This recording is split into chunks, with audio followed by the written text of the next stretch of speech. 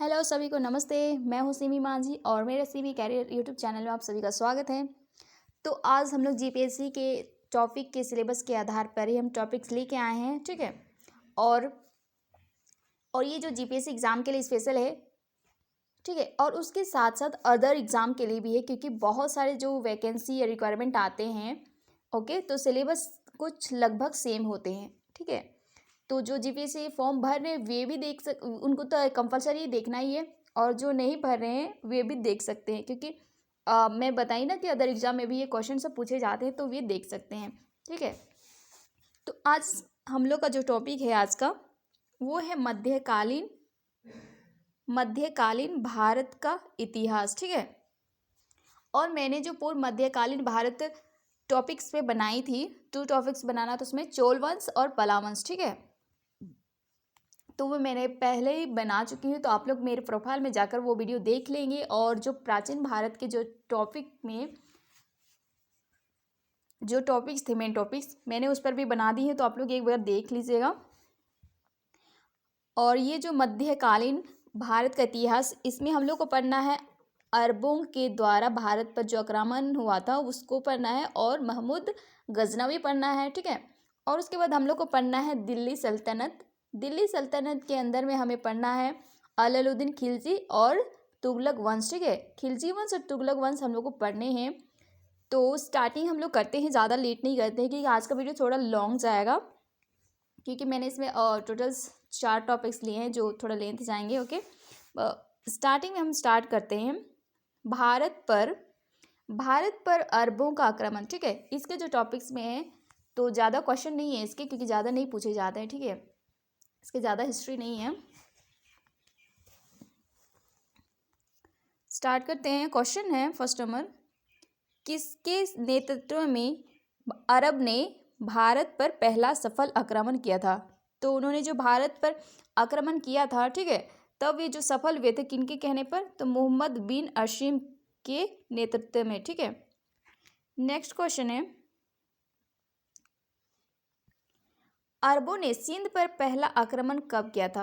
तो जो अरब लोग थे ना, अरब लोग, वो लोग भारत पर आक्रमण किए थे, तो वे लोग सबसे पहले सिंध पर कब किया था? 712 में। कब? 712 में, ठीक है। नेक्स्ट क्वेश्चन है, मोहम्मद बिन कासिम कौन था? ठीक है। तो हमने फर्स्ट में देखा था ना कि मोहम्मद बिन कासिम ने ही नेतृत्व किया था भारत पर आक्रमण करने के लिए, तब वे अरब लोग क्या हुए थे? विजय हुए थे, ठीक है। तो यहाँ पे वही पूछ रहा है उन्हीं के बारे में कि मोहम्मद बिन कासिम कौन था? तो ये हजाज का भतीजा एवं दामाद था, ठीक है। नेक्स्ट क्वेश्चन है, हजाज कौन था? तो यहाँ पूछ रहे हैं अब हजाज कौन था, ठीक है। ये बताएं, जो मोहम्मद बिन था, ठीक है, मोहम्मद बिन हजाज का भतीजा साथ में था और दामाद भी था, ठीक है। और यहाँ पे पूछ रहा है कि हजाज कौन था? तो हजाज इराक का खलीफा, ठीक है, इराक का शासक था। कहाँ के? इराक का शासक था, और इसको खलीफा भी कह सकते हैं। नेक्स्ट क्वेश्चन है, अरब आक्रमण के समय सिंध पर कौन शासन कर रहा था? ठीक है। अरब लोग जब भारत पर आक्रमण कर रहे थे, ठीक है, भारत के सिंध में, तो उस टाइम जो सिंध पे जो शासन कर रहा था वो कौन से राजा थे? तो वे थे राजा दाहिर, ओके। नेक्स्ट क्वेश्चन है, किसकी मृत्यु के कारण भारत में अरब वासियों के विजय अभियान में बाधा पड़ी?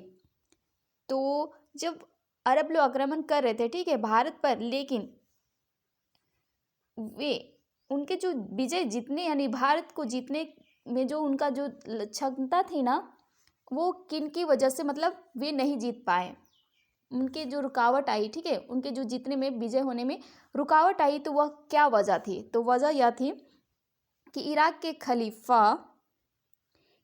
के खलीफा हजाज की मृत्यु के कारण मोहम्मद बिन कासिम को अब वापस बुला लिया गया था, ठीक है, ठीक है। तो हमने आपको बताया ना कि पहले वाले ये भारत में विजय होने के लिए अरबियों को कौन हेल्प कर रहा था? तो वो मोहम्मद बिन कासिम था, ठीक है। लेकिन जब और उन्होंने सिंध पर जब आक्रमण किया, तब वे लोग जीत नहीं पाए। क्यों? जीतने की ना जीतने की वजह यह थी कि मोहम्मद बिन कासिम जो थे उनको वापस बुला लिया गया। वापस क्यों बुला लिया? वापस इसलिए बुलाए क्योंकि उनके जो ससुर थे, ठीक, ससुर ही कहते हैं ना, इराक के खलीफा जो हजाज थे उनकी मृत्यु हो गई, जिसकी वजह से वे वापस चले गए और अरबी लोग इसकी वजह से भारत पर विजय नहीं कर पाते हैं। ठीक है, इतना समझ में आ गया होगा। नेक्स्ट क्वेश्चन है, ये हम मैंने बताए थे कि ये टोटल तो 8 ही क्वेश्चन है, ठीक है, इसके ज़्यादा नहीं है।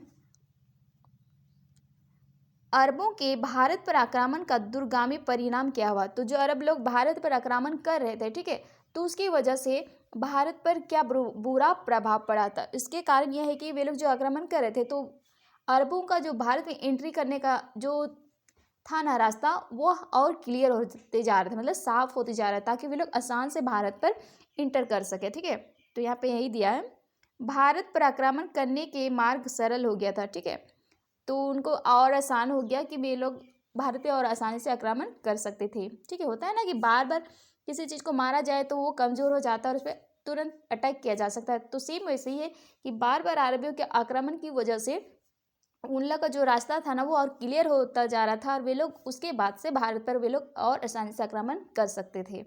ओके, नेक्स्ट क्वेश्चन है, भारत पर अरब के आक्रमण का मुख्य उद्देश्य क्या था? तो जो भारत लोग अरब पे आक्रमण कर रहे थे उनका मुख्य उद्देश्य था भारत पर आकर धर्म प्रसार करना और धन की लूट करना। ओके, तो ये हमारा था भारत पर अरबों के द्वारा आक्रमण। ठीक है, तो ये टोटल 8 क्वेश्चन थे, तो इससे ज़्यादा क्वेश्चन नहीं आते हैं, इसलिए मैंने ज़्यादा क्वेश्चन नहीं बनाए हैं। तो हमारा जो टॉपिक है महमूद गजनवी। ठीक है, मोहम्मद गजनवी के भी ज़्यादा टोटल क्वेश्चन नहीं है, इसके 21 क्वेश्चन है जो मैंने मोस्ट इंपॉर्टेंट छांट कर बनाए हैं जो एग्जाम में आ सकते हैं। ठीक है, तो ये जो मोहम्मद गजनवी है, मोहम्मद गजनवी, इन्होंने भारत पर, ठीक है, आक्रमण जो किया, तो इनका जो शासन था, मोहम्मद गजनवी का शासन कब से कब तक था? 971 से लेके 1030 तक। ठीक है, 971 से लेके 1030 तक। ठीक है, इनका शासन काल था और इन्होंने इतने शासन काल में क्या किया हम उनके बारे में जानेंगे कि उन्होंने 971 से लेके 1030 के अंदर में उन्होंने क्या किया, कहाँ विरोध किया, कहाँ लड़ाई किया। ठीक है, तो हम उनके बारे में जानेंगे। तो स्टार्ट करते हैं। मोहम्मद, तो इनके अंदर में हम लोग जानेंगे मोहम्मद गजनवी का साम्राज्य। ठीक है, उनके साम्राज्य के बारे में जानेंगे। मोहम्मद गजनवी का आक्रमण, उनका जो आक्रमण उन्होंने भारत पर किया, हम उनके बारे में भी गौर करेंगे। गजनवी के आक्रमण का उद्देश्य, तो भारत पर जो गजनवी हैं वे आक्रमण कर रहे थे, पर आक्रमण करने की क्या वजह है हम उनके बारे में भी जानेंगे। दूसरा है गजनवी की मृत्यु के कारण, तो गजनवी का जो मृत्यु हुआ किस वजह से हुआ हम उसके कारण भी जानेंगे। ठीक है, तो जो गजनवी थे, मोहम्मद गजनवी, ये बहुत ही बदमाश और क्रूर थे। ठीक है, इन्होंने भारत पर टोटल 17 टाइम्स यानी 17 बार भारत में जो मंदिर में होते हैं ना वहाँ पे सोना जेवर रखते थे। पहले जो भारत के लोग थे वे मंदिरों में सोना जेवर ये रखते थे। ठीक है, तब तो ये जो मोहम्मद गजनवी था वो भारत पर सोना जेवर जो थे उसको लूटने के लिए उन्होंने भारत पर कितनी बार आक्रमण किया था? तो वो 17 बार लूटने का प्रयास किया था और आक्रमण किया था। ठीक है, यह एक क्रूर शासक था मोहम्मद गजनवी। तो यहाँ पे दिया है मोहम्मद गजनवी ने सोमनाथ मंदिर पर आक्रमण क्यों किए। ठीक है, तो मैंने आप लोगों को पहले ही बताया कि ये जो मोहम्मद गजनवी है वो भारत पर आक्रमण क्यों करता था?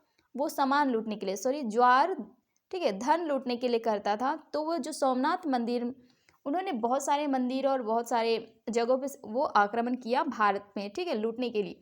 लेकिन सबसे चर्चित जो प्लेस था, स्थान था, वो था सोमनाथ मंदिर। ठीक है, सोमनाथ मंदिर पर जब हुए जो धन लूटने के प्रयास किए थे, ये जो आक्रमण था ना बहुत ही चर्चित है मोहम्मद गजनवी शासन के टाइम वो। ठीक, तो इससे हम रिलेटेड क्वेश्चन देखेंगे। गजनी कहाँ स्थित है? ठीक है, गजनी कहाँ स्थित है? तो ये जो गजनी है वो अफगानिस्तान में है, ठीक है। गजनी कहाँ स्थित है पूछा जाए तो आपको बताना है अफगानिस्तान में। ओके, नेक्स्ट क्वेश्चन है गजनवी राजवंश की स्थापना किसने की थी? गजनवी राजवंश की स्थापना किसने की थी? अल्पगीन ने। ये इंपॉर्टेंट क्वेश्चन है क्योंकि इसको नेतरहाट एग्जाम में पूछे जा चुके हैं, ठीक है। कि गजनवी राजवंश की स्थापना किसने की थी? तो अल्पगीन ने की थी। किन्होंने की थी? अल्पगीन ने की थी। नेक्स्ट क्वेश्चन है सुबवक्तगीन ने कब गजनी पर अपना अधिकार किया? तो जो सुबवक्तगीन है वो गजनी पर कब अपना अधिकार किया या जमाया? तो उन्होंने कब जमाया? 977 ईस्वी में, ठीक है। 977 ईस्वी में। हमने ये देखा स्टार्टिंग में ये लोग का जो शासन था वो कब से था? 971, ठीक है। तो उन्हीं के अंदर में उन्होंने 977 ईस्वी में गजनी पर सुबवक्तगीन ने अधिकार जमाया। कहाँ पर? गजनी पर, ठीक है। नेक्स्ट क्वेश्चन देखेंगे हिंदू शाही वंश के किस राजा के विरुद्ध सुबवक्तगीन ने संघर्ष में भाग लिया था? तो ये जो हिंदू शाही थे ना, हिंदू धर्म के लोग, ठीक है, हिंदू शाही वंश के जो राजा थे उससे वे विरोध कर रहे थे और उनसे संघर्ष कर रहे थे। तो वे कौन से राजा थे? जयपाल। कौन से राजा थे? जयपाल राजा से वे सुबवक्तगीन विरोध कर रहे थे और जो, ठीक है, वो हिंदू शाही वंश के राजा थे। नेक्स्ट क्वेश्चन है सुबवक्तगीन की मृत्यु के बाद उसका उत्तराधिकारी कौन हुआ?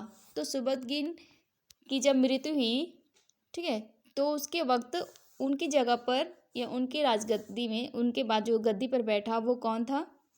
तो गजनवी जो सुबवक्तगीन का पुत्र था, जो सुबवक्तगीन का एक पुत्र था, ठीक है। नेक्स्ट क्वेश्चन है सुल्तान की उपाधि धारण करने वाला पहला तुर्क शासक कौन था? तो सुल्तान की जो उपाधि धारण करने वाला जो शासक था वो कौन था? तो मोहम्मद गजनवी था, ठीक है। यहाँ पे मोहम्मद हो जाएगा, ठीक है, मन हो गया है, मोहम्मद गजनवी, ठीक है। तो मोहम्मद गजनवी, ओके। अगर सुल्तान की जो उपाधि पाने वाला एकमात्र राजा या शासक था तो वो कौन था? Mohammad Ghaznavi, okay. Next question है मोहम्मद गजनवी ने भारत पर कितनी बार आक्रमण किया था? तो जो मोहम्मद गजनवी था वो भारत पर कितनी बार आक्रमण किया था? तो 17 बार किया था। कितना बार किया था? 17 बार, यानी 17 टाइम्स, ठीक है। जो मैंने आप लोगों को स्टार्टिंग में ही बता दी थी कि मोहम्मद गजनवी जो था वो भारत पर कितनी बार आक्रमण किया था? तो 17 बार आक्रमण किया था, ठीक है। और ये जो मोहम्मद गजनवी शासक के टाइम जो ये आक्रमण था, ठीक है, उसको तुर्क शासक भी कह सकते हैं। ये जो शासक है उसको तुर्क शासक भी कह सकते हैं या तुर्क शासक आक्रमण भी कह सकते हैं, ठीक है। बहुत जगह तुर्क आक्रमण लिखा हुआ रहता है तो कंफ्यूज नहीं होना है क्योंकि ये मोहम्मद गजनवी से ही रिलेटेड होता है।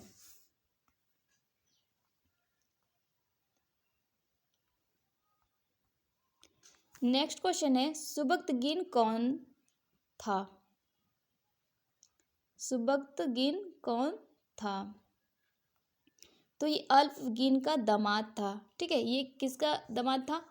अल्पगीन का दामाद था। जो हमने देखा कि गजनवी जो जगह है, ठीक है, गजनी जो जगह है उसको वहाँ पे किसने स्थापित किया था, ठीक है।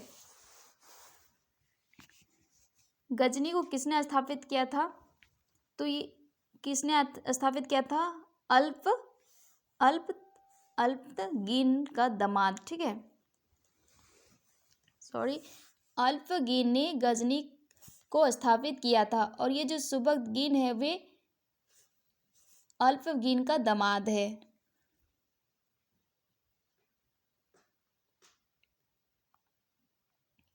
नेक्स्ट क्वेश्चन है, मोहम्मद गजनवी ने सोमनाथ के मंदिर पर कब आक्रमण किया था? तो मैं आप लोग पहले ही बताएं कि मोहम्मद गजनवी ने सोमनाथ मंदिर पर आक्रमण किया था भारत में। तो यहाँ पे ये पूछा जा रहा है कि उन्होंने कब आक्रमण किया था। तो उन्होंने कब आक्रमण किया था भारत के सोमनाथ मंदिर पर? 1025 ईस्वी में। कब? 1025 ईस्वी में, ठीक है। और मैं बता दूं कि मोहम्मद गजनवी की जो मृत्यु हुई थी वो हुई थी 1030 में, ठीक है। कब? 1030 में मृत्यु हुई थी मोहम्मद गजनवी की। और इन्होंने जो सोमनाथ मंदिर पर आक्रमण किया था वो कब किया था? 1025 ईस्वी में। नेक्स्ट क्वेश्चन है, मोहम्मद गजनवी ने सोमनाथ मंदिर पर क्यों आक्रमण किया था?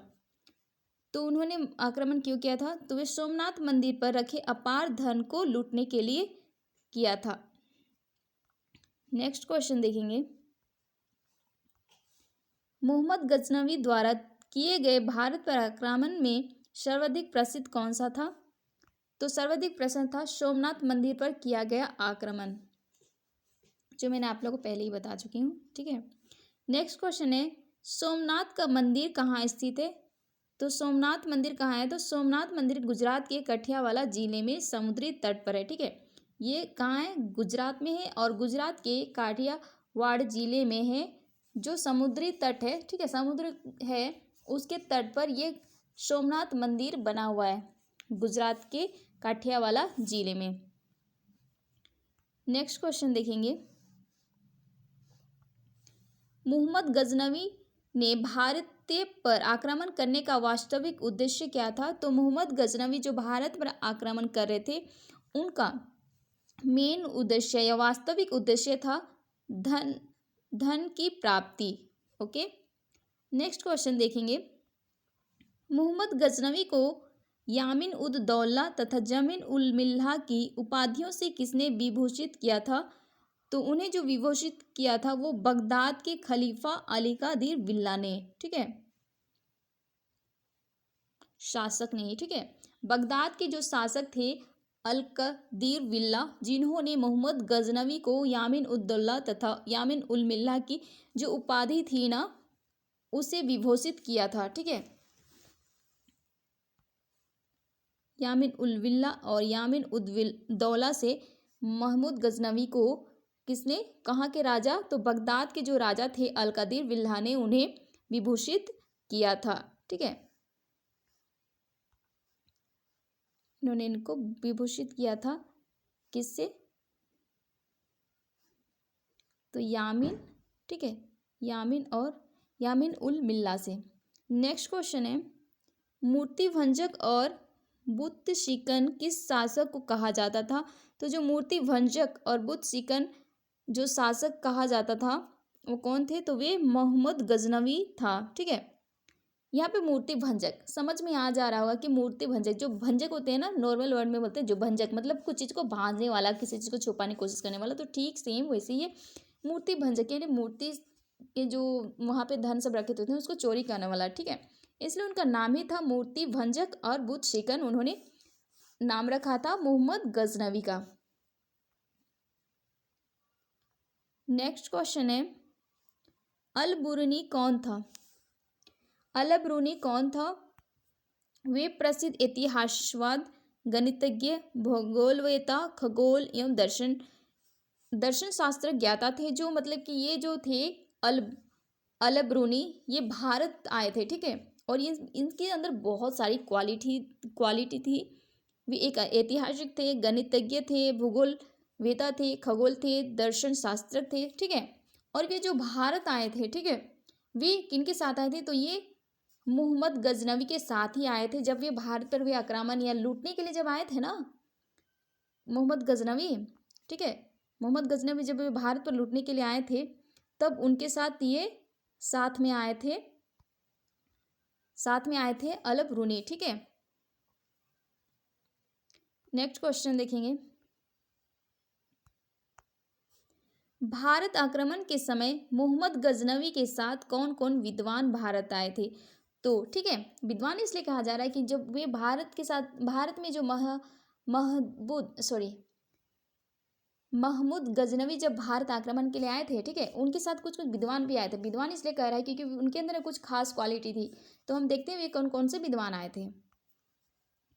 उसमें थे अलबरूनी, उत्तबी, वेहाकी, फिरदौसी, ठीक है।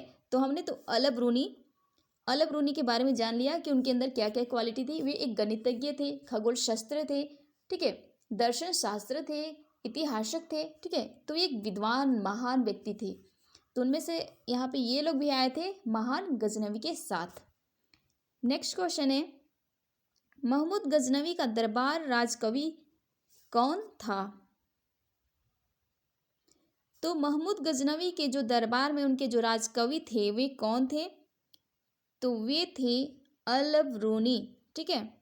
अलबरूनी जो थे महमूद गजनवी के राजकवि थे, जो उनके साथ भारत में आक्रमण के टाइम आए थे। ओके, और उनके साथ फिरदौसी भी, ठीक है। फिरदौसी और अलबरूनी जो हैं ये दोनों ही उनके राजकवि थे।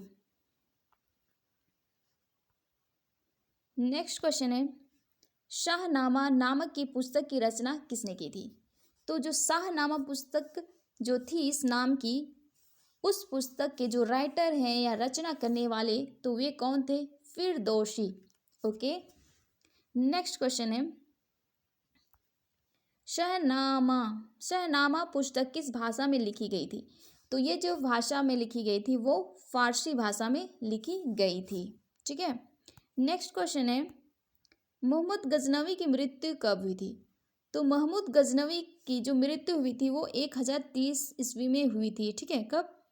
1030 ईस्वी में हुई थी, जो मैंने आप लोगों को पहले ही बता दी थी कि उन्होंने भारत पर जो सोमनाथ मंदिर है वहाँ पे कब आक्रमण किया था? तो उन्होंने आक्रमण किया था 1025 ईस्वी में, ठीक है। और उनकी जो मृत्यु हुई लगभग 5 साल, उनके 5 साल के बाद ही हुई, 1030 ईस्वी में हुई, ठीक है। तो ये हमारा जो सिलेबस था वो मोहम्मद गजनवी का था, जो ये फिनिश हो गया है। और उसके बाद हम स्टार्ट करने जा रहे हैं दिल्ली सल्तनत, ठीक है। तो ये भी मेन टॉपिक है मध्यकालीन भारत इतिहास में। तो ये जो दिल्ली सल्तनत है ये कब तक था? तो ये था 1206 से लेके 1526 के बीच में जो है वो दिल्ली सल्तनत है। और ये मध्यकालीन भारत के इतिहास में आ जाते हैं, ठीक है। तो हमें जो दिल्ली सल्तनत है उनके अंदर में जो जीपीएससी के आधार पर सिर्फ हमें मात्र 2 टॉपिक्स ही पढ़ने हैं। वो कौन कौन सा है? तो वो है खिलजी राजवंश, ठीक है। खिलजी राजवंश पढ़ना है और दूसरा पढ़ना है तुगलक।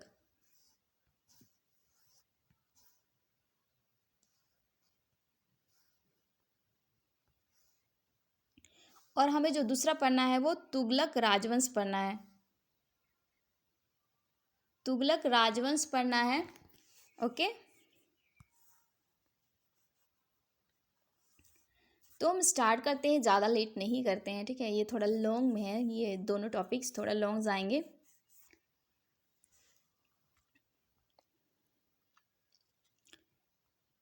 स्टार्ट हम लोग करते हैं, ठीक है। यहाँ पे देख सकते हैं आप लोग, जो खिलजी राजवंश है वो कब से है? तो 1290 से लेके 1320 तक है उनका जो शासक है, ठीक है। शासनकाल ये है। और तुगलक वंश जो थे उनका है 1320 से लेके 1414 तक, ठीक है। जस्ट उनके बाद ही है, लाइन बाय लाइन, तो कंफ्यूज नहीं होना है। पूछा जाए कि खिलजी राजवंश का जो शासनकाल था वो कब से कब है? तो 1290 से लेके 1320 तक बताना है, ठीक है। और जस्ट तुगलक वंश का है, उन खिलजी राजवंश खत्म होते ही तुगलक वंश स्टार्ट होता है 1320 से लेके 1414, ठीक है।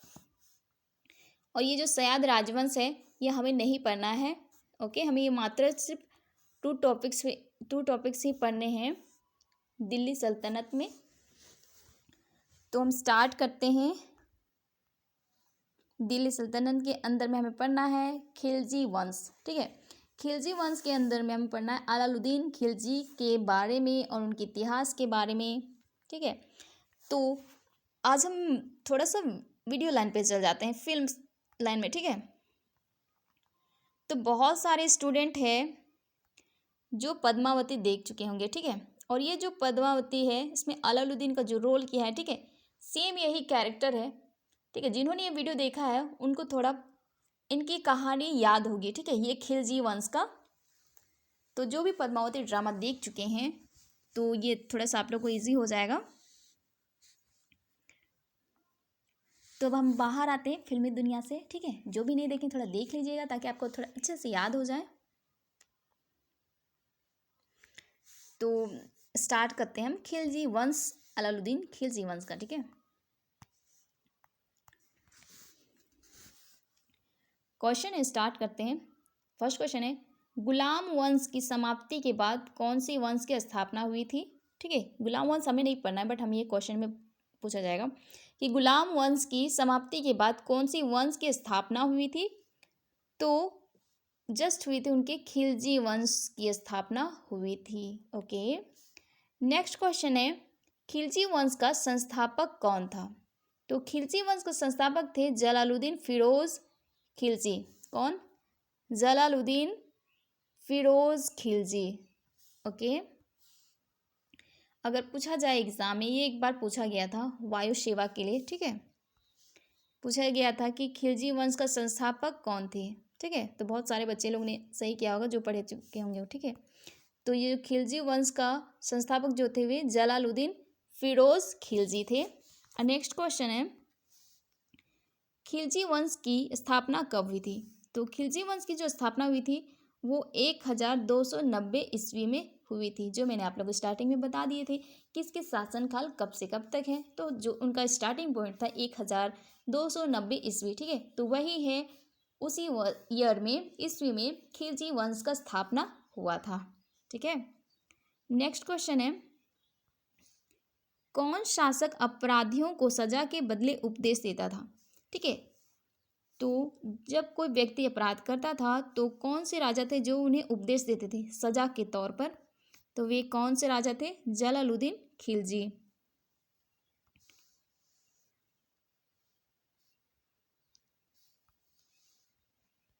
ये इंपॉर्टेंट क्वेश्चन है।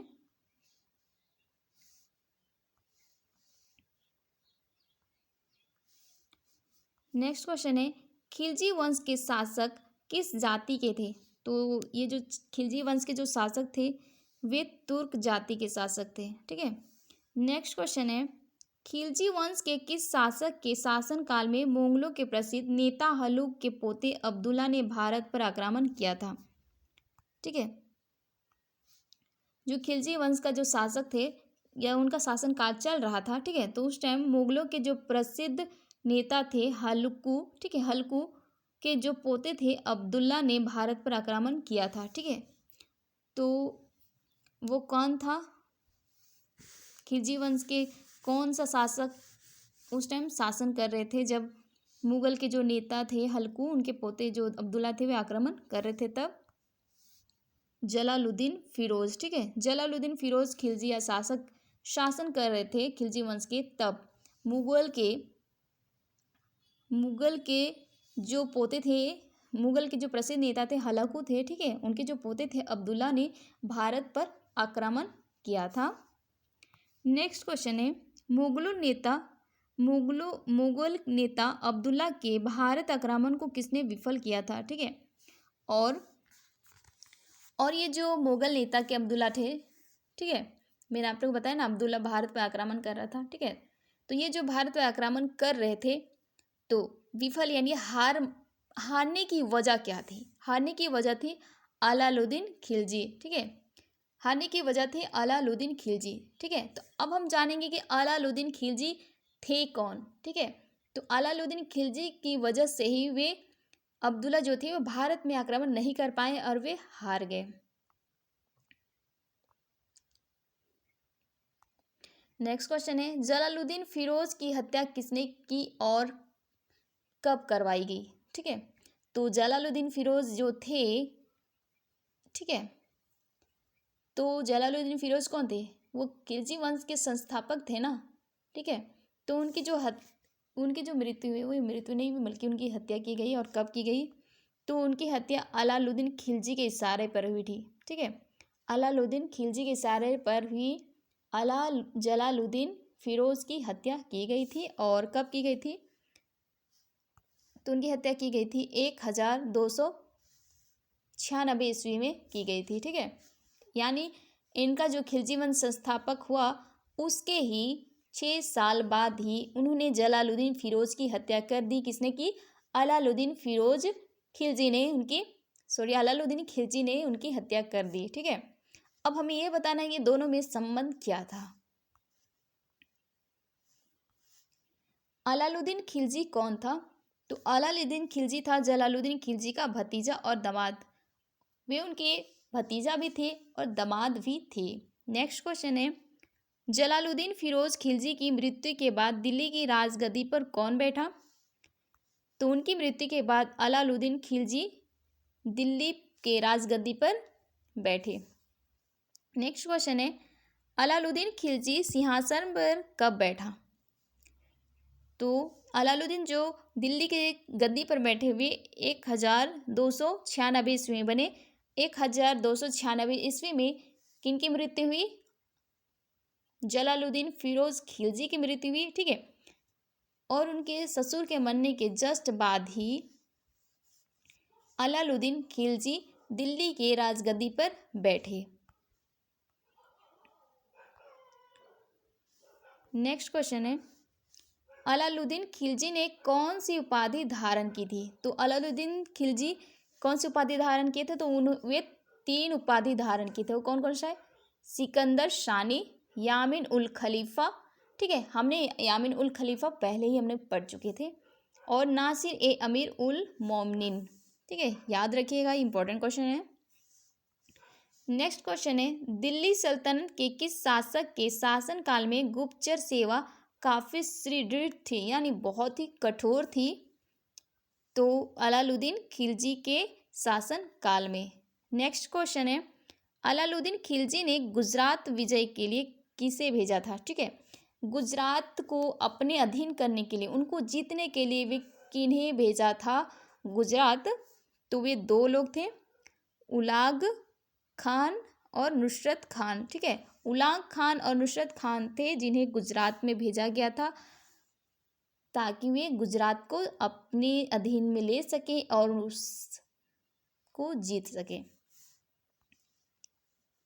नेक्स्ट क्वेश्चन है, गुजरात में नुसरत खान ने काफूर को कितने दिनार में खरीदा था? ठीक है, गुजरात में जब नुसरत खान गए थे तो उन्होंने काफूर जो थे वे एक हिंदू और हिजड़ा थे, ठीक है। तो उन्होंने कितने रुपए में खरीदा था? 1000 दिनार में उन्हें खरीदा था। नेक्स्ट क्वेश्चन है, मलिक दिनार को और किस नाम से पुकारा जाता था? मालिक दिनार को और किस नाम से जाना जाता था? 1000 दिनारी, ठीक है। यहाँ पे जो मलिक खफूर है ना, मलिक खफूर या तो मालिक दिनार भी कह सकते हैं, ठीक है। इनको हम लोग मलिक दिनार भी बोल सकते हैं, मलिक खफूर भी बोल सकते हैं। तो इनका जो दूसरा नाम था 1000 दिनारी, क्या नाम था? 1000 दिनारी इनका दूसरा नाम था। और ये जो 1000 दिनारी दूसरा नाम था, तो ये क्यों रखा गया था? दूसरा नाम इसलिए था क्योंकि उनको जो मलिक दिनार थे उनको कितने रुपए में खरीदा गया था? 1000 दिनार में खरीदा गया था, इसलिए उनका नाम 1000 दिनारी रखा गया था या तो पुकारा जाता था। नेक्स्ट क्वेश्चन है, चित्तौड़ की महारानी पद्मिनी ने जौहर क्यों दिखाया था? चित्तौड़ की जो महारानी पद्मिनी थी वो जौहर क्यों दिखाया था? मैंने पहले बताया कि जो भी पद्मिनी ड्रामा देख चुके हैं, ठीक है, उन लोगों को पता होगा क्यों उठाए थे। तो इसके कारण है, अलाउद्दीन खिलजी के चित्तौड़ पर विजय के बाद चित्तौड़ के राजा राणा रतन की मृत्यु हो गई, इसलिए महारानी को ही जौहर दिखानी पड़ी थी, ठीक है। जब वहाँ के राजा राणा रतन की मृत्यु हो गई, ठीक है, तब उनकी पत्नी पद्ममणि ने जौहर उठा दिया था, ठीक है, लड़ाई के लिए। नेक्स्ट क्वेश्चन है, अलाउद्दीन खिलजी ने चित्तौड़ का नाम बदलकर क्या रखा था? तो उन्होंने चित्तौड़ का नाम बदलकर खिजराबाद रख दिया था। क्या नाम रखा था? खिजराबाद। और ये एकमात्र ऐसे राजा हैं जिन्होंने नाम बदल के रख दिया था, ठीक है। नेक्स्ट क्वेश्चन है, दक्षिण भारत में प्रवेश करने वाला पहला मुस्लिम शासक कौन था? तो वो था अलाउद्दीन खिलजी, ठीक है। पूछा जाए एग्जाम में कि दक्षिण भारत में आक्रमण या नहीं सॉरी दक्षिण भारत में प्रवेश करने वाला मुस्लिम शासक कौन था? कौन सा शासक? मुस्लिम शासक। तो वो था अलाउद्दीन खिलजी। नेक्स्ट क्वेश्चन है, अलाउद्दीन खिलजी ने दक्षिण भारत में किस विजय के लिए किसे सेनापति बनाकर भेजा था? तो दक्षिण भारत में जीतने के लिए उन्होंने सबसे पहले किनको अपने राजदूत के या सेनापति के रूप में भेजा था, सेनापति बनाकर, ठीक है। तो वो कौन था? मालिक कफूर, ठीक है। कौन था? मालिक कफूर, जो मैंने आप लोग को बताई थी कि उन्हें कितना रुपया में खरीदा गया था और उन्हीं को भारत पर एक सेनापति बनाकर भेजा गया था। नेक्स्ट क्वेश्चन है, अस्थाई सेना को संगठित करने वाला पहला शासक कौन था? तो वो था अलाउद्दीन खिलजी। नेक्स्ट क्वेश्चन देखेंगे, किस मुस्लिम शासक ने अपने शासन काल में मूल्य नियंत्रण प्रणाली को सख्ती से लागू किया? तो वो राजा थे अलाउद्दीन खिलजी। अलाउद्दीन खिलजी थे जिन्होंने जो लेन देन, जो पैसे होते थे ना, मूल्य, उस पर काफ़ी नियंत्रण किया, लेन देन पर काफ़ी नियंत्रण किया, कंट्रोल किया कि कहाँ ज़्यादा खर्च हो रही, कहाँ कम हो रही। तो इन्होंने पूरा हिसाब किताब रखा, ठीक है। और वे कौन से राजा थे? तो वे थे अलाउद्दीन खिलजी। अलाउद्दीन खिलजी। और हमने ऊपर में देखा कि वे एक अस्थायी रूप से सेना बनाए थे, ठीक है। फिक्स था उनका सेनापति, सेना लड़ाई युद्ध के लिए उन्होंने जो सेना बनाए थे वो अस्थायी रूप से था। तो वे कौन से राजा ने बनाई थी? तो अलाउद्दीन खिलजी ने बनवाई थी। नेक्स्ट क्वेश्चन है, दिल्ली सल्तनत के किस शासक ने अपने आप को मुलाओं के प्रभाव से दूर रखा? तो जो मुलाओं के जो प्रभाव पड़ते हैं उससे किसने अपने आप को दूर रखा था? वो राजा थे अलाउद्दीन खिलजी। नेक्स्ट क्वेश्चन देखेंगे 24 नंबर, किसके शासन काल में दिल्ली की निकट नवीन मुसलमानों का कत्लेआम हुआ था? ठीक है, दिल्ली में, ठीक है, दिल्ली में जब कत्लेआम लोग, जो नए मुसलमान लोग थे ना, दिल्ली में नए मुसलमान लोग थे, तो उन लोगों का कत्लेआम, हत्या कर दी गई थी। तो वे तब वहाँ पे कौन से राजा शासन कर रहे थे? तो वो अलाउद्दीन खिलजी थे, ठीक है। कौन से राजा थे? तो अलाउद्दीन खिलजी थे। नेक्स्ट क्वेश्चन है, अलाउद्दीन खिलजी ने अपनी राजधानी कहाँ बनाई थी? तो उन्होंने अपनी राजा बनाई थी दिल्ली के निकट सीरी में। कहाँ? दिल्ली के ही निकट में जो थी सीरी, ठीक है। सीरी एक जगह का नाम है जिसको उन्होंने अपनी राजधानी बनाई थी। किसने? अलाउद्दीन खिलजी ने। नेक्स्ट क्वेश्चन है, अलाउद्दीन खिलजी के स्थापत्य कला के क्षेत्र में महत्वपूर्ण देन क्या है? तो उन्होंने स्थापत्य कला में जो अपना देन दिया था, ठीक है, वो क्या क्या है? आलाई दरवाजा, सीरी का किला, हजार खंबा महल, ठीक है, जमैत खाना मस्जिद। नेक्स्ट क्वेश्चन है, अलाउद्दीन खिलजी की मृत्यु कब हुई? तो इनकी मृत्यु कब हुई थी? तो इनकी मृत्यु हुई थी 1316 ईस्वी में हुई थी, ठीक है। ये इंपॉर्टेंट क्वेश्चन है, पूछा जा सकता है कि अलाउद्दीन खिलजी की मृत्यु कब हुई थी। तो आपको बताना है 1316 ईस्वी में इनकी मृत्यु हुई थी। कब? 1316 ईस्वी में मृत्यु हुई थी। और पूछा जाएगा कि खिलजी वंश का स्थापित कब हुआ? तो आपको देना है 1290 ईस्वी में, ठीक है। 1290 में खिलजी वंश की स्थापना हुई और किन्होंने स्थापन की थी, तो बताना है आपको जलालुद्दीन फिरोज खिलजी ने, ठीक है। और पूछा जाए कि जलालुद्दीन फिरोज खिलजी की मृत्यु कब हुई, तो आपको बताना है 6 साल बाद हुई ना। और कब हुई थी, 1296 ईस्वी में हुई थी, ठीक है। और उनकी मृत्यु कैसे हुई, तो आपको बताना है उनकी मृत्यु उसी के भतीजे और दामाद ने की थी, अलाउद्दीन खिलजी ने। ओके। और यहाँ पे ये पूछा गया है कि अलाउद्दीन खिलजी की मृत्यु कब हुई है, तो आपको बताना है 1316 ईस्वी में हुई थी। नेक्स्ट क्वेश्चन है, खिलजी शासक का अंतिम शासक कौन था, तो खिलजी वंश का जो अंतिम शासक था वो था नासिरुद्दीन खुर्शाह खिलजी, ठीक है। नासिरुद्दीन खुराव शाह खिलजी जो थे वे खिलजी वंश का एक अंतिम शासक था। नेक्स्ट क्वेश्चन देखेंगे, खिलजी ने कब से कब तक शासन किया, तो जो खिलजी वंश थे, ठीक है, तो उन्होंने कब से कब तक शासन किया, तो उन्होंने किया 1290 से लेके 1320 ईस्वी तक, जो कि मैंने आप लोगों को स्टार्टिंग में ही बता दी थी, ठीक है। यहाँ देख सकते हैं 1320 तक शासन किया, कौन सा शासक, तो खिलजी वंश शासक, ठीक है। और जो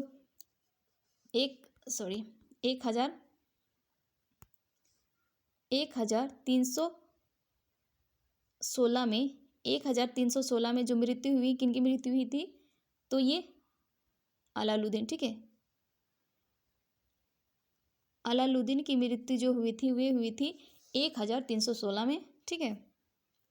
और ये अगर पूछा जाए कि अलाउद्दीन खिलजी वंश में कब गद्दी पर बैठा, तो आपको बताना है 1296 ईस्वी में, जब उनके ससुर जब मर गए थे जी, जलालुद्दीन फिरोज खिलजी। ओके। तो ये हमारा पूरा जो सेशन था ऊपर में अलाउद्दीन खिलजी के बारे में था, ठीक है। और वो खिलजी वंश का था। तो उसके बाद हमारा जो टॉपिक है वह है तुगलक वंश, ठीक है। कौन सा वर्ड, तुगलक वंश है, जो कि जीपीएससी सिलेबस के आधार पर ही है। तो ये हम स्टार्ट करते हैं ये टॉपिक। तो हमें इनके अंदर में किन के बारे में पढ़ना है, तो इनके अंदर में हमें गयासुद्दीन तुगलक शाह के बारे में पढ़ना है, मोहम्मद बिन तुगलक के बारे में पढ़ना है, और फिरोज शाह तुगलक के बारे में पढ़ना है, और इनके बीच में क्या संबंध है हम उनके बारे में भी जानेंगे।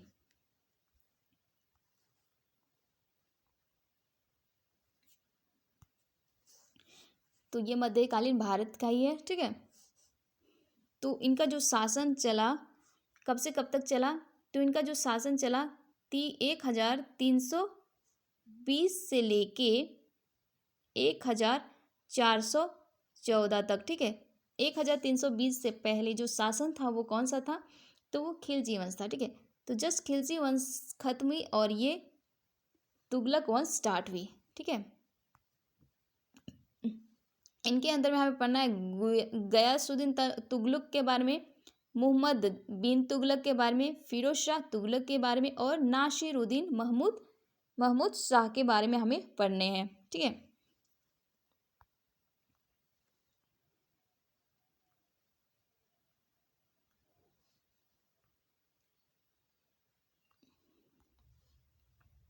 थोड़ा यहाँ क्लियर नहीं आ रहा है, ओके।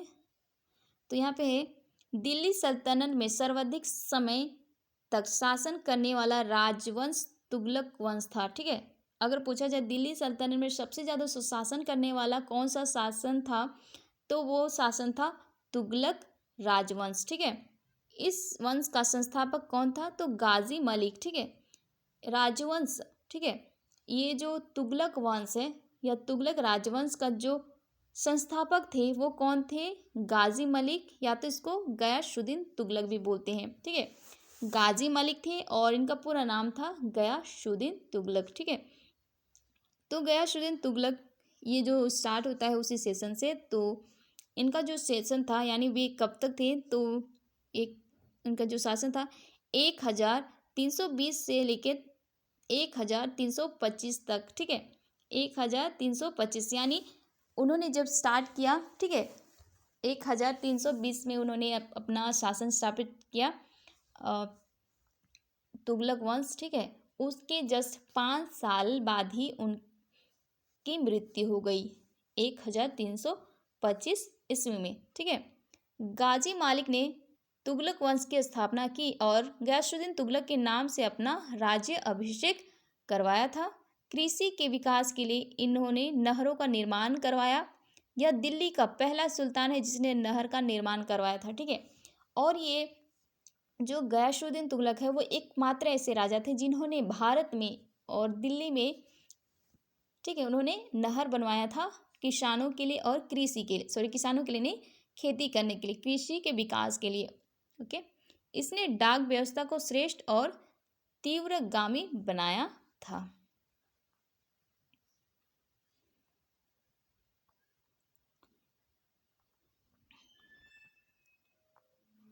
तुम स्टार्ट करते हैं तुगलक वंश, ठीक है। इसके मोस्ट इंपॉर्टेंट क्वेश्चन है, तुगलक वंश का संस्थापक कौन था? तुगलक वंश का संस्थापक था गाजी मालिक, जिसको गयासुद्दीन तुगलक भी कहते हैं, जो कि मैंने आप लोग को स्टार्टिंग में बता दी हूँ। नेक्स्ट क्वेश्चन है, तुगलक वंश की स्थापना कब हुई थी? तो तुगलक वंश की स्थापना हुई थी 1320 ईस्वी में हुई थी, उसको भी मैंने आप लोग को बता दिए। नेक्स्ट क्वेश्चन है, गयासुद्दीन तुगलक के शासन काल में मुगलों ने भारत पर कितनी बार आक्रमण किया था? तो गयासुद्दीन जब शासन काल में शासन कर रहे थे तो उस वक्त भारत पर जो मुगल लोग थे उनका जो आक्रमण हो कर रहे थे भारत पर, वे कितनी बार किए थे? तो 29 बार, ठीक है। कितनी बार? 29 बार। और जब महमूद, ठीक है, कौन थे? महमूद जो थे गजनवी, ठीक है, उस टाइम जब आक्रमण किए थे मुगलक के भारत पर,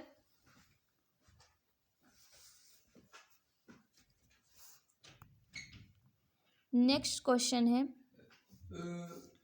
तुगलकाबाद की नींव किसने रखी? तुगलकाबाद की नींव किसने रखी? तो इनकी जो नींव रखी थी वो गयासुद्दीन तुगलक ने ही रखी थी। नेक्स्ट क्वेश्चन है, तुगलकाबाद कहाँ है? तो ये तुगलकाबाद कहाँ है? दिल्ली के निकट, ठीक है, दिल्ली के ही निकट में ये तुगलकाबाद है, ठीक है। नेक्स्ट क्वेश्चन है, गयासुद्दीन तुगलक लगान के रूप में उपज का कितना भाग लेता था? तो जो गयासुद्दीन तुगलक है वे लोगों से कर के रूप में कितना भाग लेता था? तो 1/10 से लेके 1/12 तक लेता था, या तो 1/10 से लेके 1/12 भाग लेता था कर के रूप में। नेक्स्ट क्वेश्चन है, किस शासक की मृत्यु लकड़ी के घर गिरने से और कब हुई थी? तो ये जो लकड़ी का जो घर था, ठीक है, उनके गिरने की वजह से कौन से राजा की मृत्यु हुई थी और कब हुई थी? तो वह राजा था गयासुद्दीन तुगलक, ठीक है। और उनकी जो मृत्यु हुई थी 1325 ईस्वी में, जो कि मैंने आप लोग को स्टार्टिंग में ही बता दी थी, ठीक है। बस ये रीजन नहीं बताई थी कि उनकी मृत्यु किस तरह से हुई थी, ठीक है।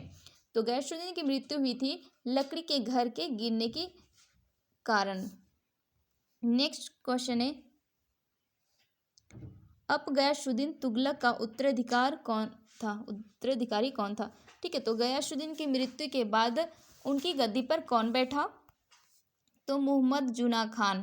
कौन? मोहम्मद जुना खान, जो कि गयासुद्दीन तुगलक का पुत्र था, ठीक है। नेक्स्ट क्वेश्चन देखेंगे, मोहम्मद जुना खान किस नाम से दिल्ली की राजगद्दी पर बैठा? ठीक है, जब ये राजगद्दी पर बैठ रहा था मोहम्मद जुना खान, तो उन्होंने अपना नाम चेंज कर दिया। कौन सा? मोहम्मद नाइन तुगलक, ठीक है, मोहम्मद नाइन तुगलक, सॉरी यहाँ पे 9 नहीं है, क्या है? बिन, यहाँ पे टाइपिंग हो गई है मिस्टेक में, क्या है? बिन, ठीक है, मोहम्मद बिन तुगलक, ठीक है। जब गयासुद्दीन की मृत्यु हुई तब उनकी जगह पर उनके पुत्र मोहम्मद बिन तुगलक ने गद्दी पर बैठा। नेक्स्ट क्वेश्चन है, मोहम्मद बिन तुगलक कब दिल्ली की गद्दी पर बैठा? तो मोहम्मद बिन कब दिल्ली के गद्दी पर बैठा? तो 1000 1025 ईस्वी में, ठीक है। 1025 में जब उनके पिताजी की मृत्यु हुई, ठीक है,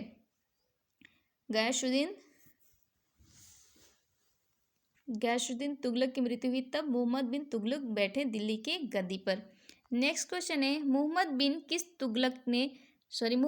तुगलक ने तो दो आप के उपजाऊ प्रदेश में कितना कर लगाया था? तो इन्होंने कितना उपजाऊ लगाया था? 50%।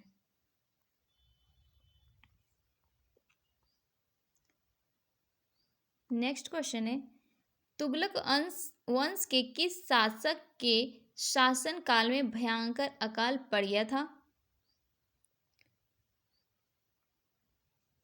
तो कौन से शासन थे तुगलक वंश में, जब किनका शासन काल चल रहा था जब बहुत ही ज़्यादा अकाल पड़ गया था? तो वे कौन से राजा थे? तो वे थे मोहम्मद बिन तुगलक। नेक्स्ट क्वेश्चन है, मोहम्मद बिन तुगलक ने कृषि के विकास के लिए किस विभाग का स्थापना की थी? तो उन्होंने दीवाने कोही, ठीक है, दीवाने कोही विभाग की स्थापना की थी। ओके, और हमने बताया स्टार्टिंग में देखा कि गयासुद्दीन ने कृषि के लिए नहर बनवाए थे, ठीक है, गयासुद्दीन ने नहर बनवाए थे, और उनके पुत्र मोहम्मद बिन तुगलक ने किस विभाग की स्थापना की? तो उन्होंने दीवाने कोही की स्थापना की कृषि के लिए, ठीक है। नेक्स्ट क्वेश्चन देखेंगे, मोहम्मद बिन तुगलक अपनी राजधानी को दिल्ली से हटाकर कहाँ ले गया? ठीक है, दिल्ली उनकी राजधानी थी, लेकिन उन्हें हटाकर कहाँ, मतलब क्या नाम दे दिया? देवगिरी, ठीक है, क्या नाम रखा? देवगिरी। नेक्स्ट क्वेश्चन है, मोहम्मद बिन तुगलक ने देवगिरी का नया नाम क्या रखा था? और जो देवगिरी था ना, उसका नया नाम उन्होंने क्या रखा था? दौलताबाद, दौलताबाद, ठीक है। नेक्स्ट क्वेश्चन है, मोहम्मद बिन तुगलक अपनी राजधानी को दौलताबाद से हटाकर फिर ले गया, ठीक है, उनको दौलताबाद भी अच्छा नहीं लगा, तो उन्होंने उसको भी वापस ले लिया, ठीक है। उसके बाद क्या रखा? वह दौलताबाद से फिर पुरानी राजधानी दिल्ली वापस ले गया, ठीक है, फिर वापस ले गया दिल्ली। तो उन्होंने स्टार्टिंग में हमने देखा मोहम्मद बिन तुगलक ने दिल्ली को हटाकर उन्होंने क्या रखा? देवगिरी को अपना राजधानी बनाया। उसके बाद उसका नाम हटाकर उन्होंने दौलतगिरी बाद रखा, ठीक है, दौलतगिरी बाद को भी हटाकर उन्होंने क्या, वापस दिल्ली आ गया, ठीक है, फिर उसे अपना राजधानी बनाया।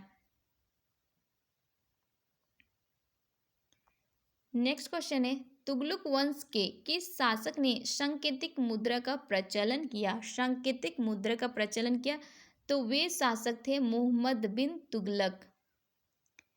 नेक्स्ट क्वेश्चन है, अफ्रीकी यात्री इब्न बतूता किसके शासन काल में भारत आए थे? तो जो अफ्रीकी यात्री हैं इब्न बतूता, वे भारत आए किनके शासन काल में? तो मोहम्मद बिन तुगलक के शासन काल में। नेक्स्ट क्वेश्चन है, इब्न बतूता को अपना राजदूत बनाकर किसने चीन भेजा था? तो इब्न बतूता को राजदूत के रूप में उन्होंने चीन भेजा था, और वे कौन से शासक थे? तो वे थे मोहम्मद बिन तुगलक।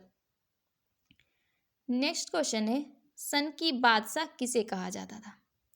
सन की बादशाह किसे कहा जाता था? तो सन की बादशाह कहा जाता था मोहम्मद बिन तुगलक को सन की बादशाह कहा जाता था, ठीक है, उनके कारनामों की वजह से ही उन्हें सन की बादशाह कहा जाता था। किन्हें? कौन से राजा को? मोहम्मद बिन तुगलक को। ये इंपॉर्टेंट क्वेश्चन है, ये एग्जाम में पूछे जा चुके हैं, तो याद रखिएगा कि सन की बादशाह किसे कहा जाता था? तो आपको आंसर देना है मोहम्मद बिन तुगलक, ठीक है, कौन से वंश का? तुगलक वंश का, ठीक है, फर्स्ट नाम नहीं रखिएगा, लास्ट वाला देख लीजिएगा, तुगलक करके रहेगा, ठीक है। तो तुगलक वंश के ही राजा शासक में से ही एक शासक को कहा जाता था, और कौन से शासक को? तो मोहम्मद बिन तुगलक को कहा जाता था शन की राजा। नेक्स्ट क्वेश्चन है, किसके शासन काल में दक्कन में बहमनी राज्य की स्थापना हुई? ठीक है, तो वे कौन से शासन काल था, किनका शासन काल था जब दक्कन में बहमनी राज्य की स्थापना हुई थी? कहाँ पे? दक्कन में बहमनी राज्य की स्थापना हुई थी। तो वे कौन से शासक का शासनकाल था? तो मोहम्मद बिन तुगलक। नेक्स्ट क्वेश्चन है, मोहम्मद बिन तुगलक की मृत्यु कब और कैसे हुई? तो मोहम्मद बिन तुगलक की जो मृत्यु हुई किस तरह से हुई और कब हुई? तो उनकी मृत्यु 1352 ईस्वी में हुई और उनकी मृत्यु बीमार होने के कारण हुई। ठीक है, किस वजह से हुई? तो बीमार होने के कारण हुई। नेक्स्ट क्वेश्चन है, मोहम्मद बिन तुगलक की मृत्यु के बाद दिल्ली की राजगद्दी पर कौन बैठा? तो जब मोहम्मद बिन की मृत्यु हो गई, ठीक है, तो राजगद्दी पर कौन बैठा? तो फिरोज शाह तुगलक। कौन? फिरोज शाह तुगलक। और कब बैठा? 1351 ईस्वी में। नेक्स्ट क्वेश्चन है, फिरोज शाह तुगलक कौन था? तो फिरोज शाह तुगलक मोहम्मद बिन तुगलक का चचेरा भाई था। चचेरा भाई था यानी चाचा का बेटा था। ठीक है, इसलिए इसको बोल रहा है चचेरा भाई था। और ये किनका भाई था? तो ये था मोहम्मद बिन तुगलक। मोहम्मद बिन तुगलक का चचेरा भाई था फिरोज शाह तुगलक। ठीक है,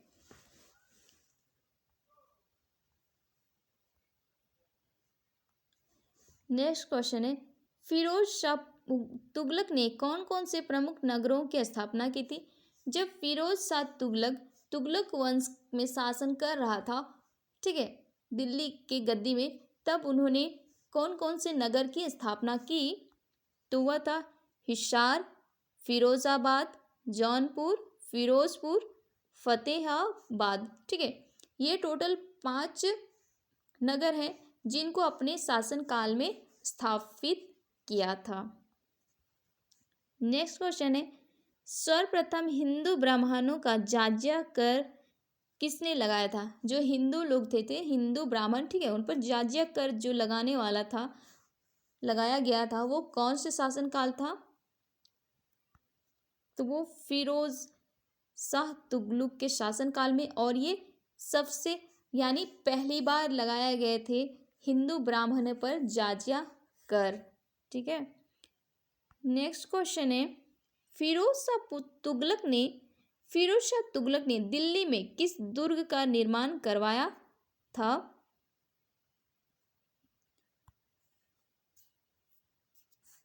तो कौन से दुर्ग का निर्माण करवाया था? तो वो उन्होंने करवाया था फिरोज शाह कोटला। अपना नेम, ठीक है, अपना नेम तो था ही और उसके आगे लगा दिया कोटला। फिरोज शाह कोटला नाम से जो दुर्ग था उसकी जो निर्माण करवाया था वो था फिरोज शाह तुगलक। नेक्स्ट क्वेश्चन है, फिरोज शाह तुगलक ने कौन सी प्रसिद्ध नहर बनवाई थी? तो उन्होंने जो नहर बनवाई थी वो यमुना नहर थी। कौन सी नहर? यमुना नहर। तो मैंने आप लोगों को स्टार्टिंग में ही बना दिया था कि फिरोज शाह तुगलक ने कृषि के लिए नहर का निर्माण करवाया था। ठीक है, और अभी मैं बता रही हूँ कि वो नदी कौन सी थी? नहर यमुना नहर। ये वेरी वेरी इंपॉर्टेंट क्वेश्चन है, एग्जाम में पूछे जा सकते हैं कि फिरोज शाह ने कौन से नहर कृषि के लिए निर्माण करवाया था? तो उन्होंने कौन से नहर का निर्माण करवाया था? यमुना नहर। नेक्स्ट क्वेश्चन है, दिल्ली सल्तनत के इतिहास में किस शासक ने अपने आप को खलीफा का नायब घोषित किया था? ठीक है, दिल्ली सल्तनत में जो भी शासन थे ना, उनमें से ऐसा कौन सा राजा था जिन्होंने अपने खुद को खलीफा का नायब यानी शासक का नायब यानी बड़ा आदमी माना था? तो वो थे फिरोज शाह तुगलक ने। कौन था? फिरोज शाह तुगलक। ठीक है, तो नेक्स्ट क्वेश्चन है, मध्यकालीन इतिहास में पहला कल्याणकारी शासक किसे कहा जाता है? तो मध्यकालीन इतिहास में जो पहला कल्याणकारी शासक किसे कहा जाता है? तो वो थे फिरोज शाह तुगलक को। ठीक है, कल्याणकारी क्यों कहा जाता है? कल्याणकारी यानी दूसरों का जो भलाई करने वाला। ठीक है, तो भलाई करने वाला ही या तो कल्याणकारी व्यक्ति जो था या शासक था। तो मध्यकालीन इतिहास में वो कौन सा शासक था? तो वो शासक था फिरोज शाह तुगलक। नेक्स्ट क्वेश्चन है, फिरोज शाह की मृत्यु कब हुई थी? तो फिरोज शाह की मृत्यु कब हुई थी? तो 1388 ईस्वी में हुई थी। नेक्स्ट क्वेश्चन है, फिरोज शाह तुगलक की मृत्यु के बाद दिल्ली की गद्दी पर कौन बैठा? तो फिरोज शाह की जब मृत्यु हुई